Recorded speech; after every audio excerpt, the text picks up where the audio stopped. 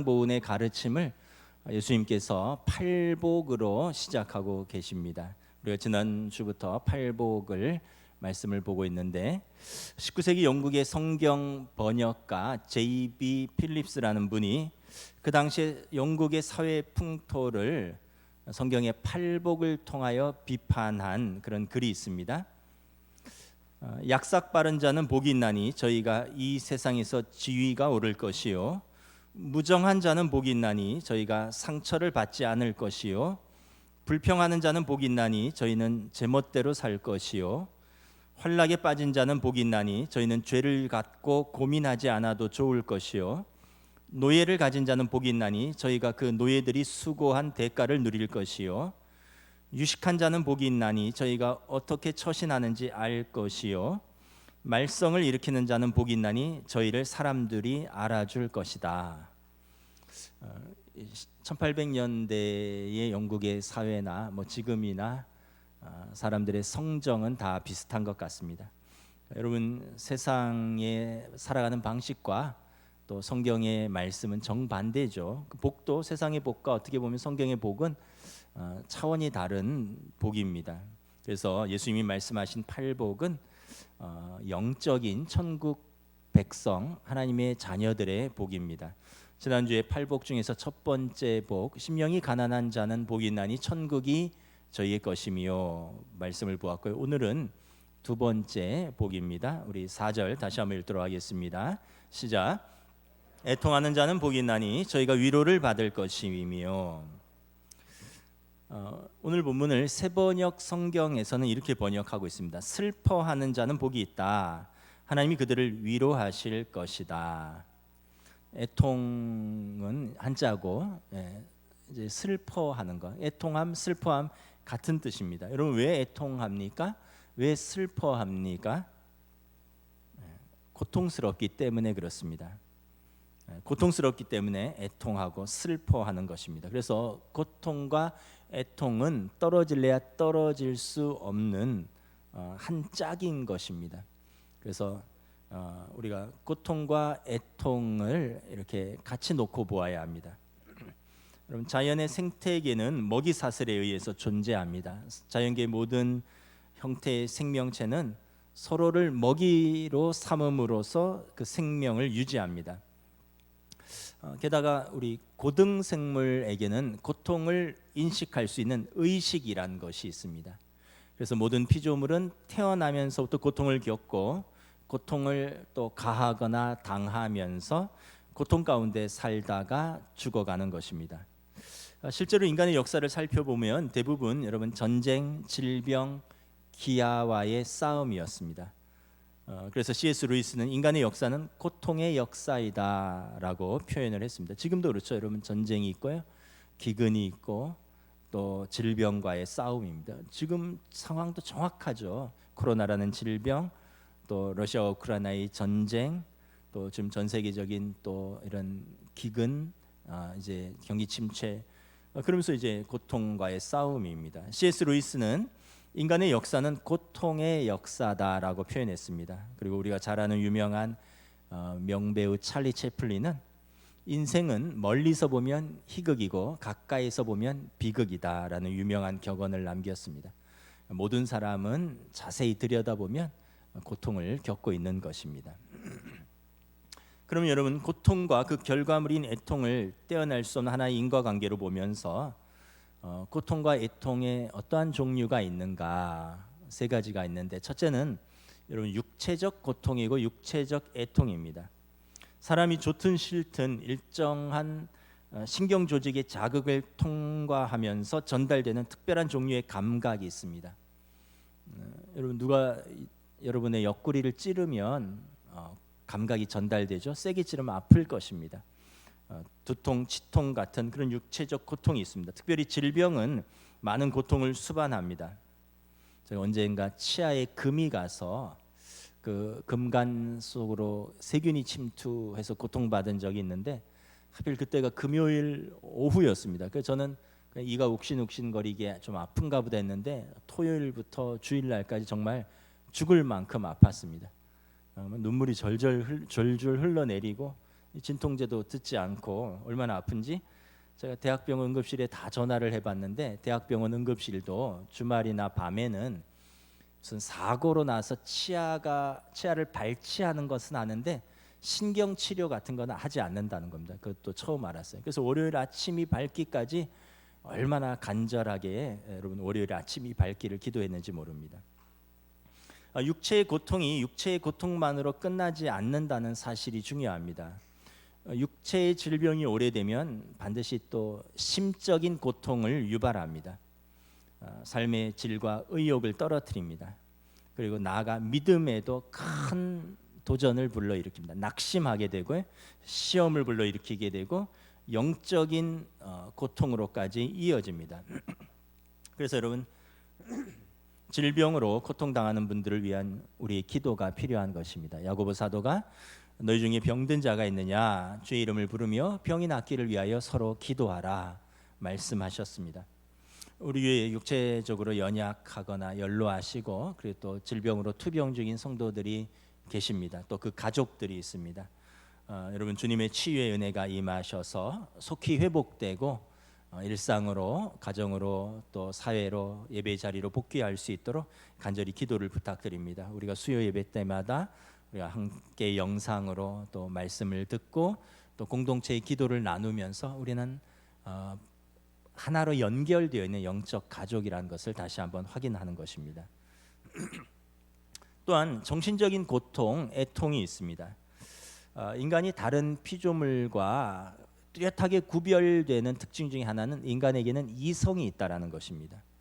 그리고 이 이성은 우리의 육신의 고통뿐만 아니라 우리의 감정, 우리의 정신적인 고통을 감지해냅니다. 예를 들면 외로움, 괴로움, 고민, 거절감, 상실감 이런 고통을 느낍니다. 여러분 젊은이들이 연애하다가 일방적인 통보를 받고 헤어지는 경우가 있습니다. 그러면 이별의 통보를 받고 상처를 받은 당사자는 자신이 사랑하는 대상으로부터 거절감이라는 큰 고통을 겪습니다. 이 거절감의 고통은 육신적이고 감각적인 고통은 아닌데 밥을 먹을 수도 없고요, 잠을 잘 수도 없고 공부를 하거나 일을 하기도 어렵습니다. 자신의 존재 자체가 부정당하고 초라해지고 엄청난 심적 고통을 유발하기 때문에 그렇습니다. 그래서 육신적 고통에는 진통제가 있지만 정신적 고통에는 진통제도 없습니다. 저도 개인적으로 스트레스를 많이 받으면 좀 소화계통이 약해서 자주 체하고 또 이렇게 복통을 일으킵니다. 뭐 다들 그러시겠지만, 그래서 이 몸이 정신적 스트레스를 육체적 고통으로 받아들이는 것이죠. 그래서 인간이 다른 동물들과 확연히 다른 점은 이성이 있고 그 이성으로 우리의 감정과 우리의 내면과 우리의 정신의 고통을 느낀다는 사실입니다. 여러분 세 번째는 영적인 고통이고 영적인 애통입니다. 하나님 앞에서 죄인인 자신을 발견하고 그리고 자신의 죄를 깊이 인식하고 슬퍼하는 감정입니다. 한마디로 거룩한 애통함입니다. 하나님을 인격적으로 깊이 만나기까지 우리는 자신이 괜찮은 사람인 줄 알고 은근한 자부심을 가지고 살아갑니다. 예를 들면 인물이 좀 잘났다든지 머리가 좀 좋다든지 집안이 좀 부유하다든지 또 나름대로의 성취를 이루었다든지, 그래서 어떤 사람은 이러한 자부심과 긍지를 다른 사람들 앞에서 겉으로 드러내는 사람이 있고요, 또 반대로 자신의 기질상 겉으로 표현하지는 않지만 속으로 이러한 은근한 자부심을 가지고 살아갑니다. 이것이 나쁜 것은 아닙니다. 왜냐하면 자신에 대한 어떤 유능감, 효능감을 믿고 무엇을 한다는 것은 굉장한 자산입니다. 그런데 이것이 다 해결하는 것은 아닙니다. 어느 날 자신이 무너지는 순간을 발견합니다. 하나님을 만납니다. 성령님의 도우심으로 자신의 진짜 실상을 보게 됩니다. 모든 위선의 껍질을 벗기고 자신의 초라한 영적인 실체를 보게 되는 순간이 옵니다. 그동안 자신이 괜찮은 사람이고 또 다른 사람도 그렇게 생각하고 있는 줄 알았는데 환상이 깨어지고 영적인 눈이 뜨이면서 자신의 내면의 세계가 폐허, 영적으로 파산 상태라는 것을 깨닫고 고백하는 단계가 옵니다. 성경에서 사도 바울이 그런 사람이었습니다. 사도 바울은 유대인 중에 유대인이고 태어날 때부터 로마 시민권자고 그다음에 팔레스틴이라는 좁은 동네에서 산 것이 아니라 그 당시 헬라 문화권에 정통한 교양 있는 사람이었습니다. 또한 유대인으로서도 이스라엘의 초대 왕 사울 왕을 배출한 베냐민 지파 출신이고, 그리고 율법의 의로는 엄격한 바리새파에 속한 사람이고, 학벌로는 당대 최고의 석학 가말리엘의 문화에서 공부했습니다. 또 종교적 열심으로도 당시 대제사장의 인정을 받아서 대제사장의 위임장을 받고 예수 믿는 사람들, 유대교를 무너뜨린다고 생각되는 이단들인 그 당시에 기독교인들을 잡으러 다니고 교회를 무너뜨리는데 열심히 특심이었던 사람이었습니다. 그래서 늘 누구보다도 당당했고 율법에 흠이 없다고 생각했고 하나님과 사람들 앞에서 자부심이 넘치던 사람이었습니다. 그런데 사도행전 9장에 보면 다메섹으로 가는 도중에 그가 신비한 영적 체험을 합니다. 정오에 햇빛보다 더 강렬한 빛을 보면서 눈이 멀었고 하늘에서 자신의 이름을 부르는 소리를 듣고 땅에 꼬꾸라집니다. 예수님을 만난 것입니다. 사울은 거룩하신 하나님 앞에서 피조물인 자신의 모습을 발견하고 영적으로 압도되어서 3일 동안 눈을 뜨지도 못했고 먹지도 마시지도 못하면서 3일이 지나갑니다. 이것을 이제 종교적으로 누미노제 체험이라고 하는데, 신비한 어떤 영적 경험을 통해서 완전히 압도되는 경험을 말하는 것입니다. 그렇게 사흘이 지나고 아나니아가 사울에게 와서 안수 기도 후에 눈에서 비늘 같은 것이 떨어졌다라고 성경은 기록하고 있습니다. 그런 이후에 사울의 눈이 새롭게 열렸습니다. 영적인 시각이 열린 것입니다. 영적인 눈이 뜨이게 된 것입니다. 그런 이후에 사울의 고백은 어떻게 됩니까? 나는 죄인 중에 괴수다라고 고백을 합니다. 그리고 큰 자라는 뜻을 가진 이름 사울을 작은 자라는 뜻을 가진 바울로 이름을 바꾸고 그가 그 소명의 길을 고난 속에서 걸어가게 되는 것입니다. 열혈 청년 사울이 예수님을 만나고 죄인인 자신의 모습을 발견하고 애통해하면서 죄인인 자신을 사랑해서 하나님의 자녀 삼아 주신 것만 해도 감사한데, 그런 자신을 충성되이 여겨 사도의 직분을 주시니 그 하나님의 은혜에 감격하여 흘리던 눈물, 그것이 그의 영적인 애통입니다. 거룩한 애통함입니다. 사도 바울이 예수님 만나고 그 누구보다도 괜찮은 사람인 줄 알았던 자신의 적나라한 내면의 죄된 모습을 보게 되었고 애통해하면서 이렇게 고백합니다. 로마서 7장에 보면 내 속 곧 내 육신에 선한 것이 거하지 아니한 줄을 아노니 내가 원하는 바 선은 행하지 아니하고 도리어 원하지 아니하는 바 악을 행하는도다. 만일 내가 원하지 아니하는 그것을 행하면 이를 행하는 자는 내가 아니요 내 속에 거하는 죄니라. 그러므로 내가 한 법을 깨달았노니 곧 선을 행하기 원하는 나에게 악이 함께 있는 것이로다. 오호라 나는 곤고한 사람이로다. 이 사망의 몸에서 누가 나를 건져내랴. 자신에게서 선을 향한 사모함이 있는데 선을 행할 능력도 없고 이것을 완수할 수 있는 능력도 없다는 그런 자신의 철저한 영적인 무능력을 깨달은 것입니다. 그러면서 자신 안에서 발견되는 것은 죄뿐이니 이것을 깨달은 나는 곤고한 사람이라는 것입니다. 이 사망의 몸에서 누가 나를 건져낼까? 여러분, 예수님 만난 사람들은 다 이러한 영적인 애통함, 영적인 그런 체험이 있는 줄 믿습니다. 우리는 여러분 물질적 가난으로 서러워서 울어도 보고요, 사랑에 실패해서 슬퍼서 울어도 보고, 믿었던 사람에게 배신당해서 억울해서 울어도 보고, 또 인생에서 실패해서 초라한 내 모습을 바라보면서 스스로를 동정해서 울어도 보았겠지만, 여러분 무엇보다도 성도는 하나님 앞에서 자신을 발견하고 죄인인 자신을 애통해하고 예수 믿고 새롭게 그렇게 결심했지만 날마다 무너지며 반복되는 죄 가운데 넘어지는 자신을 불쌍히 여기며 영적으로 파산한 자신의 존재를 바라보면서 사도 바울처럼 한없이 울었던 그런 경험들, 그런 영적인 그 거룩한 애통함이 있어야 되는 것입니다.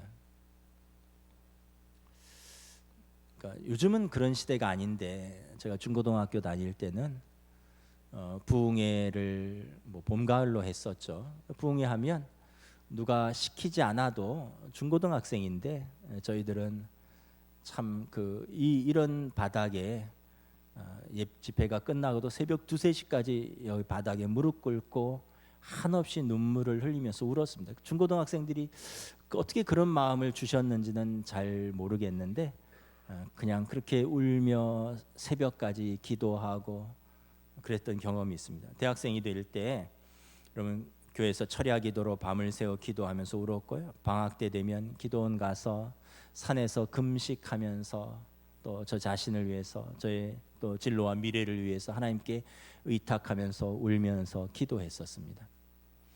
물론 결혼해서도 뭐 고난도 있었고 또 장신대에 가면 주기철 기념탑이 있습니다. 아내의 손을 잡고 그 7층 기념탑에 올라와서 그 기도실에서 함께 또 울면서 기도한 적도 있고, 아이들을 키우면서 아이들 때문에 또 마음 아파서 또 아이들을 위해서 울면서 기도한 적도 있습니다. 어떻게 보면 살면서 성도는 항상 또 기도하고 애통하는데, 돌아보면 순수하게 하나님 앞에서 순전히 제 존재와 저의 그 죄된 본성, 그러한 저 자신만을 바라보면서 울면서 기도했던 그때는 사실 중고등학교 대학교 때였던 것 같습니다. 그리고 돌아보니 그런 시간들이 저를 신학의 길로 인도하지 않았나 생각을 합니다.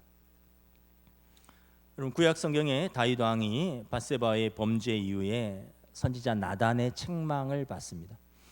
여러분, 뭐 왕이 그럴 수도 있죠. 왕이 많은 여인들을 거느릴 수 있는 권한이 있죠. 신하를 전쟁터에 보낼 수도 있고 죽일 수도 있죠. 근데 다윗 왕은 선지자 나단의 책망에 하나님 앞에서 철저히 죄를 고백하고 애통해야 합니다. 시편 51편에 보면 하나님이여 주의 인자를 따라 내게 은혜를 베푸시며 주의 많은 긍휼을 따라 내 죄악을 지워주소서. 나의 죄악을 말갛게 씻으시며 나의 죄를 깨끗이 제하소서. 물은 나는 내 죄과를 아오니 내 죄가 항상 내 앞에 있나이다. 나를 주 앞에서 쫓아내지 마시며 주의 성령을 거두지 마소서. 주의 구원의 즐거움을 내게 회복시켜 주시고 자원하는 심령을 주사 나를 붙드소서. 자신의 죄를 지적받고 자신의 죄를 깨달은 다윗 왕은 식음을 전폐하고, 성경에 보면 그 눈물이 침상을 띄울 정도로 하나님 앞에 울면서 회개했다라고 성경은 기록하고 있습니다.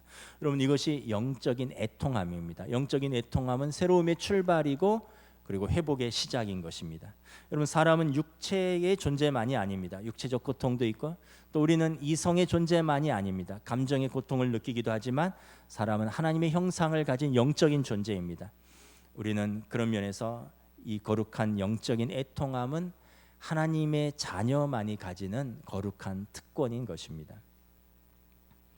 여러분, 고통, 이 애통함은 모두가 피하고 싶은 것인데 아이러니하게도 역설적으로 고통에 유익함이 있습니다. 애통함에 유익함이 있습니다.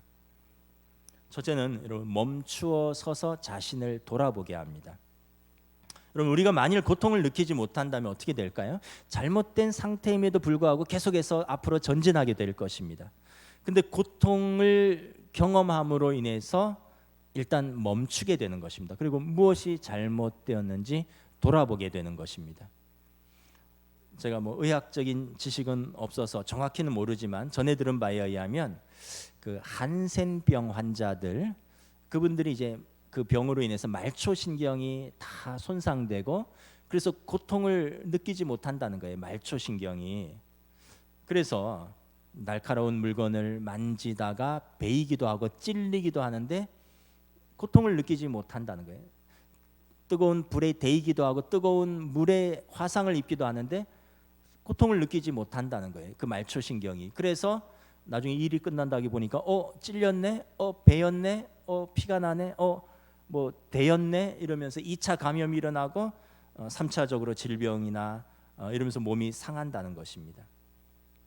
여러분, 이렇게 고통은 중요한 것입니다. 고통이 있어야지 멈추게 되는 것입니다. 우리가 육체의 고통 때문에 일단 멈추듯이 우리의 정신도 마찬가지고 우리의 영적인 상태도 마찬가지입니다. 고통은 우리를 일단 멈추게 합니다. 그리고 우리 자신을 돌아보게 됩니다. 내 인생에서 무엇이 잘못되었나? 내가 무슨 잘못된 선택을 하였나? 평소 우리의 선택에서 무엇이 잘못되었나? 우리의 관계에서 무엇이 잘못되었나를 돌아보는 시간을 갖게 되는 것입니다. 언제나 자신이 옳고 그래서 브레이크 없이 질주할 것 같은 내 인생에서 문제가 생기고 고통을 느낌으로써 우리는 자신을 멈추게 됩니다. 그리고 우리 자신을 돌아보게 됩니다. 그리고 정직하게 그 자신을 있는 그대로의 모습을 보게 되는 것입니다. 그리고 그 고통에서 벗어나고자 무엇이 잘못되었는지 점검하고 바꾸고자 변화하고자 합니다. 여러분, 이것은 자아가 깨어지는 경험입니다. 여러분, 아무 고통 없이 자아가 깨어지지 않습니다. 아무런 계기가 없이 자아가 깨어지지 않습니다. 고통을 통해서 자아가 부서지고 자아가 깨어지면서 의식이 각성되는 것입니다. 그러면서 우리가 새로운 것을 담게 되는 지혜가 생깁니다. 결국 고통을 통해서 우리의 시각이 넓어지고 우리의 지경이 확장되고 성숙하게 되는 것입니다. 무엇보다 우리는 고통을 통해서 우리의 연약함을 발견하고 하나님께 나아가게 됩니다.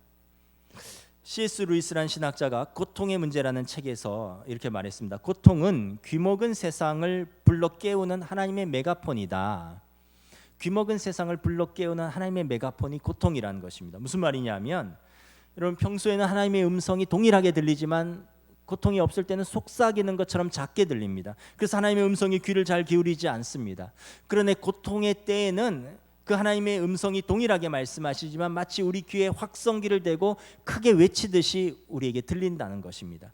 여러분, 고통에는 다른 모든 것은 보이지 않고 들리지 않고 여러분, 하나님께 집중할 수 있는 그런 영적인 시간들이 됩니다. 많은 분들이 어떻게 예수 믿게 되었는지 물어보면 다양한 계기들이 있습니다. 나는 모태신앙입니다.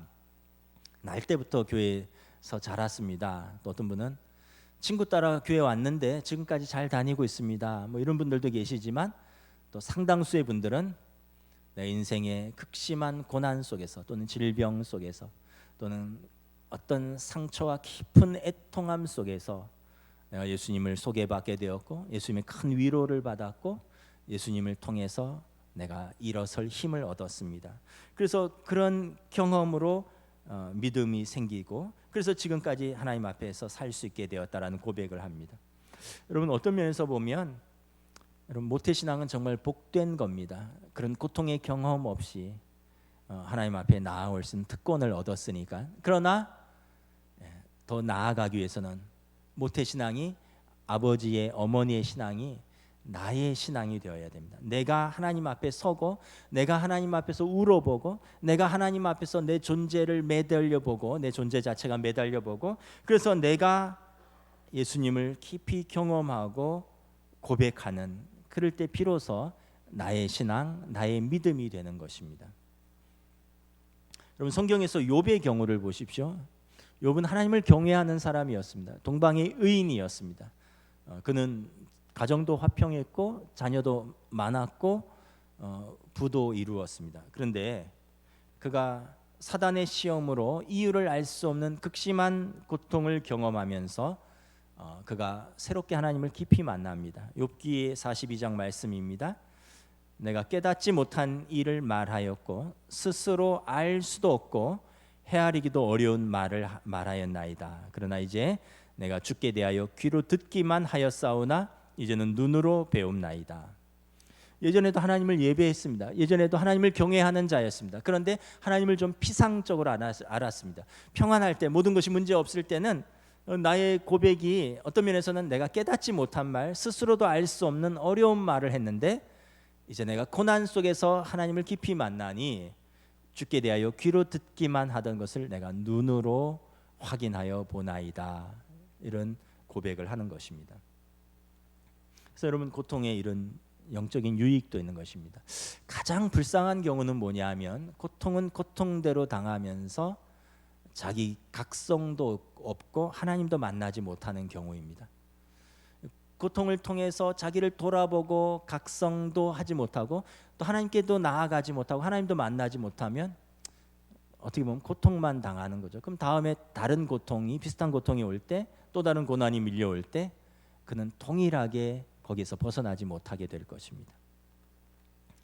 여러분, 마지막으로 고통은 고통당하는 이웃을 우리로 하여금 돌아보게 합니다.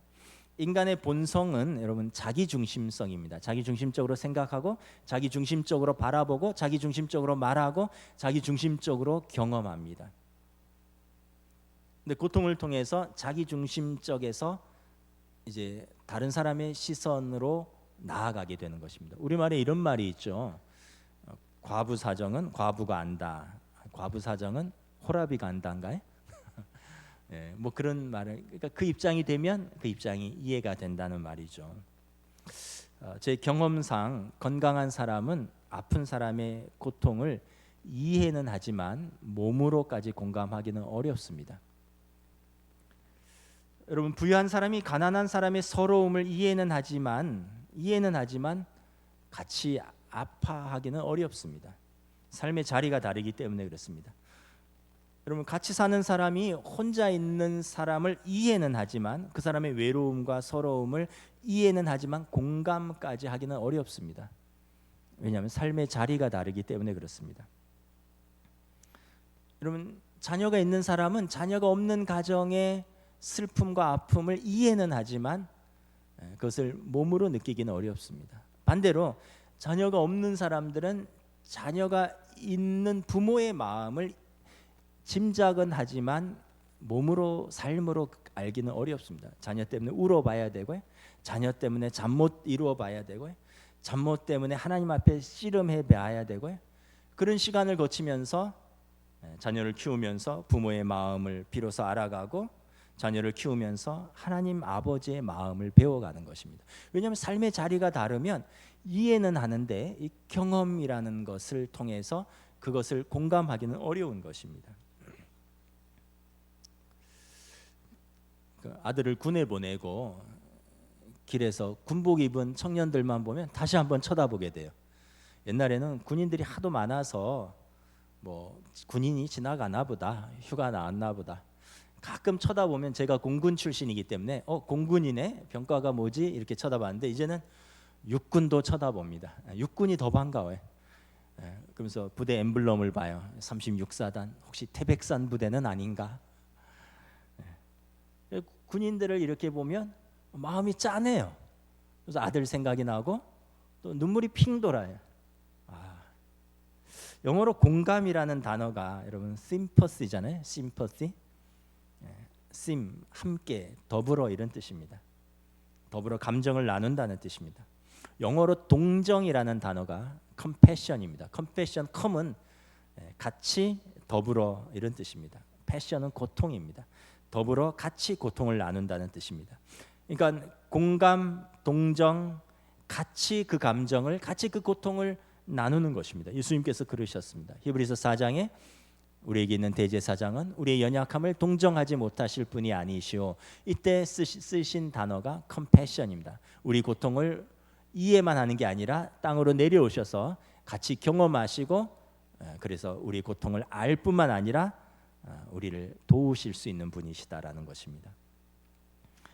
이와 같이 고통은 옆에서 고통을 당하는 사람도 힘들지만 옆에서 지켜보는 이들에게도 고통을 통해서 이웃을 돌아보게 하고, 그리고 그들의 마음을 나누게 하고, 그리고 고통당하는 이들과 연대하는 마음을 주십니다. 그래서 고통이 주는 유익함이 이런 것이 있습니다. 애통하는 자는 복이 있나니 해서 이 애통은 반드시 본인의 애통만은 아닙니다. 다른 이들의 고통을 공감하면서 함께 애통하는 자에게 하나님께서 복 주시겠다는 것입니다. 하나님께서 그들과 함께 위로하시겠다는 것입니다. 남을 위해서 애통하는 그들을 통하여 이 사회의 선한 결과를 이끌어내신다는 것입니다. 말씀을 마치겠습니다. 예수님께서 가르치신 8복 중에서 두 번째 복, 애통하는 자는 복이 있나니, 이 사람들이 받는 복은 무엇이라고요? 저들이 하나님의 위로를 받을 것입니다. 제가 드라마를 좋아하지는 않는데 뭐 이렇게 켜 있으면 가끔 지나가다 봅니다. 최근에 드라마에 뭐 잠깐 본 장면인데 나의 해방일지라는 드라마가 있더라고요. 그 드라마에 인상적인 장면이 있어서 기억이 납니다. 주인공이 이렇게 아침에 출근하면서 해방교회라는 그 교회 앞을 지나가면서 그 교회 간판을 간판, 그 교회가 이제 상가교회인데 해방교회에 그 뭐 현수막처럼 달려 있어요. 오늘 당신에게 좋은 일이 있을 겁니다. 크게 써 있고 작은 글씨로. 예수께서 곧 그들에게 말씀하여 이르시되 안심하라, 내니 두려워하지 말라. 마가복음 6장 50절. 저는 작가가 기독교인이 아닌가 이런 생각을 합니다. 이 전 작품이 나의 아저씨거든요. 제가 아주 재밌게 봤다고. 거기도 보면 여주인공 이름이 지안, 평안에 이르다 이런 뜻인데 평안에 이르렀느냐라는 그런 대사가 나오는데, 이번에 나의 해방일지에서도 해방교회라는 그 간판이 나오면서 오늘 당신에게 좋은 일이 있을 겁니다. 작은 글씨로 예수께서 그들에게 말씀하여 주시되 안심하라, 내니 두려워하지 말라. 그 주인공이 출근하면서 계속 그걸 한 번씩 쳐다보면서 합니다. 안심하라, 내니 두려워하지 말라. 오늘 우리 주님께서 고난 속에 있는 또 우리 성도들이 계시다면 동일하게 말씀합니다. 안심하라, 내니 두려워하지 말라. 우리 주님의 위로가 가장 큰 위로가 될 줄 믿습니다. 수고하고 무거운 짐진 자들아 다 내게로 오라, 내가 너희를 쉬게 하리라. 애통하는 사람들에게 우리 주님의 위로가 있고, 하나님 앞에서 죄인인 자신을 발견하고 그래서 자신의 죄 때문에 아파하고 울며 죄를 고백하는 거룩한 애통함을 가진 성도를 우리 주님이 친히 찾아오셔서 위로하며 말씀하십니다. 내가 너를 위하여 십자가를 졌노라. 최종적으로 하나님 아버지의 위로하심이 있을 것입니다. 요한계시록 21장에 내가 들으니 보좌에서 큰 음성이 나서 이르되 보라, 하나님의 장막이 사람들과 함께 있음에 하나님이 그들과 함께 계시리니 그들은 하나님의 백성이 되고 하나님은 친히 그들과 함께 계셔서 모든 눈물을 그 눈에서 닦아주시니 다시는 사망이 없고 애통하는 것이나 곡하는 것이나 아픈 것이 다시 있지 아니하리니 처음 것들이 다 지나갔음이로라. 혹시 고통당하고 애통하는 자들이 있다면 우리 주님의 위로와 또 하나님이 주시는 말씀을 붙들고 약속을 붙들고 승리하시기를 우리 주님의 이름으로 축복합니다. 주여 이 복을 우리에게도 주시옵소서. 찬양하겠습니다. 마음이